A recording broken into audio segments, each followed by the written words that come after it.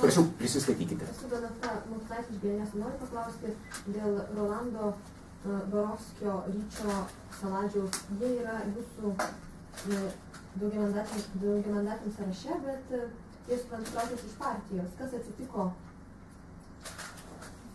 Koks konfliktas įvyko partijoje? Dėl kokių nesutarimų jie traukiasi iš partijos?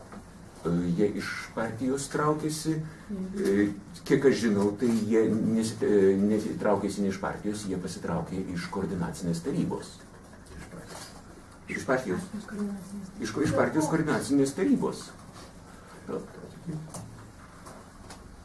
Bet iš esmės tai jokių konfliktų nėra. Jie ir daugiamandatėje sąraše ir vienmandatės išsikėlė.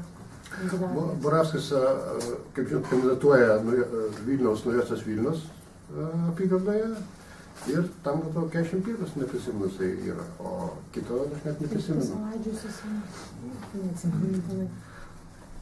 Tai mes čia kažkodėl tokios problemos kažkaip nematom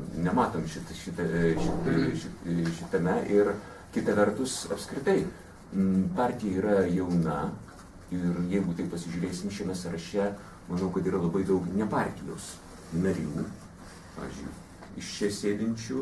Jūs vienintelė neringa esate partijos narė ir kol kas. Ir mes apskritai šiek tiek į šią programą žiūrime kaip į kitokią nuo kitų partijų, palyginus su kitų partijų programomis, kadangi vis dėlto mums reikia pripažinti. Aš norėčiau pasakyti, kad mūsų rinkiminiai kovai jūsų pasakytos pavardės nevaidina jokio vaidmens.